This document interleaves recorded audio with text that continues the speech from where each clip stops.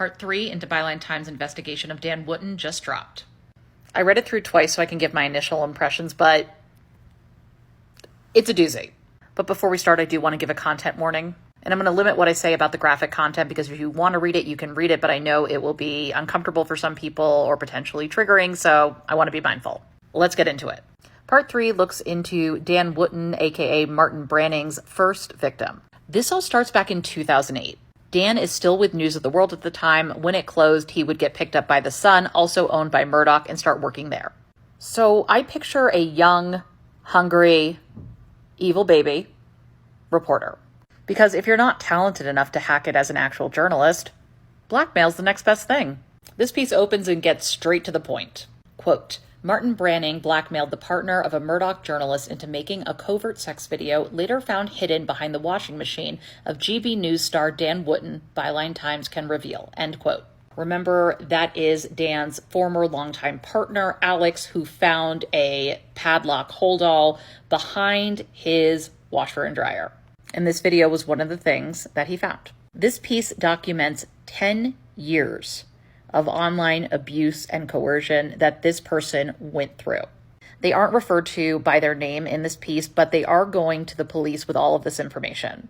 According to this man, he met Dan Wootton at a London members-only club in 2008 with his then partner, who also worked for News UK. And around that time, the victim starts receiving these emails from someone named Martin Branning, who claims to be a go-between. He is the middleman for this unnamed third party that wants to get videos of men, and they are offering up to £5,000 a week. It's described as modeling and other work. My assumption is that there is no third party.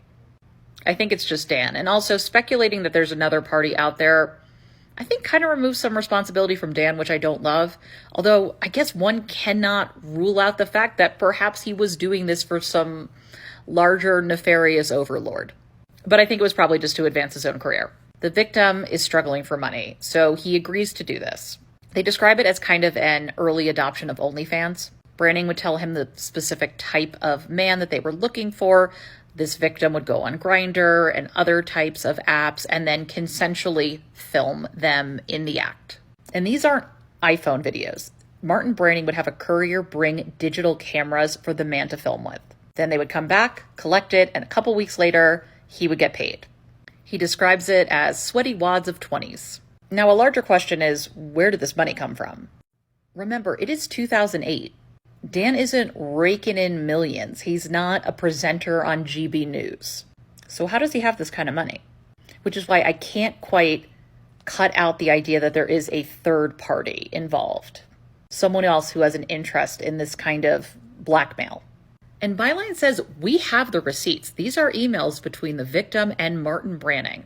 You can pause and read it. Essentially, the guy is trying to figure out at first how this Martin Branning has details on him. And Martin replies with some acquaintance that apparently the victim would know.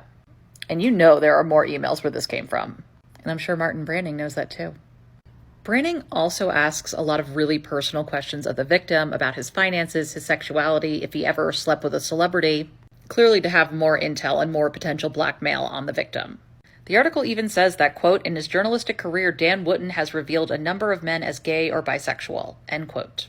Which goes back to what I talked about in part 2. Dan has a real fixation on people's sexuality.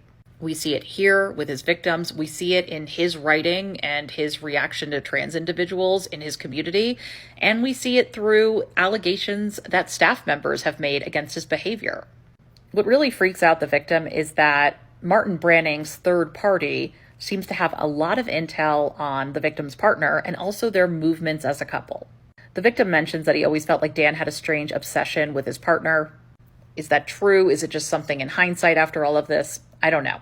Was Dan interested romantically in this man, or was he interested in what he could get out of this man or get on this man? The victim then says something that reminds me of something that Prince Harry has said before. The victim says, I felt I was under scrutiny in some way, shape, or form. And you lose trust with a lot of people that you know because you start thinking, well, it's got to be somebody feeding information to who I thought was a genuine person. I had no idea. End quote. Prince Harry has talked about how his relationships with friends and family were severely tested and strained because of the illegal gathering tactics by the media. Because for a while, he just assumed it was someone in his circle, which can make you incredibly paranoid. The true goal of Martin Branning comes into focus when he asks the victim to get a tape of him with his partner. Remember, his partner is a journalist with News UK. And he starts off with more of a, like, do you know this guy? Like, do you think you can do it? And the partner of the victim is not going to do it.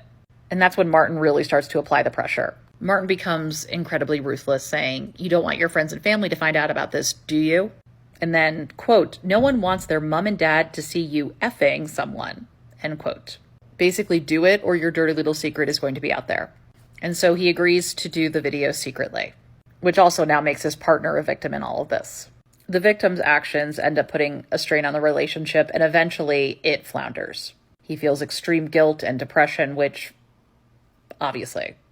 But it really appears that what seals the coffin on this relationship is the fact that the third party ends up sending some of the worst bits of what the victim has been up to with other men to said victim's partner. He reaches out to Branning and is like, dude, what is going on? You said you were not going to give this footage to him. And Martin's like, oh, it must have been the other guy because he was really annoyed with you. And at first that little bit confused me because why go to that extent if you got what you needed? But I have a couple thoughts now. Number one, the cruelty is the point. Number two, it drives home the fact that sure, your final mission was getting this tape with your partner, but don't go squealing to anyone because we could send this edited bit of what you've been up to everyone and anyone that we want. And the victim is basically chased out of London. He tries changing his email, his number, but somehow Martin Branning always tracks him down. Here's what I find interesting. It suddenly stops in 2018. And I'm like, why in 2018? At this point, Dan is with the son. Perhaps he realized that this was just too risky to continue with. Maybe he thought enough time had passed that the victim was not going to do anything about it and it would just kind of disappear. Obviously not for the man whose life he ruined, but for Martin Branning at least. Maybe he felt like he had all the intel he needed at the moment and was in a good space with his career. Perhaps if we're going off the theory that Martin Branning was working for someone or with someone, maybe that relationship ended or they no longer needed to do this anymore. But I can't stop thinking about why it all ended in 2018. Or, and I'd have to look at the timeline again, was this around the time that accusations were starting to bubble against him in the workplace and he decided, I don't need any other trouble from any other place? I probably have to dig back and look at articles around that time to see if any of Dan Wootton's bullying allegations at work ever came to light. But there were payouts to silence people who accused Dan Wootton while he was at the Sun. Presumably they could have happened around 2018. But again, I would need to look into it. The next step for me is going to be to take a step back, to read all the articles, and see if I find something that I might have missed reading them individually. And then I'll be back with more. Stay tuned.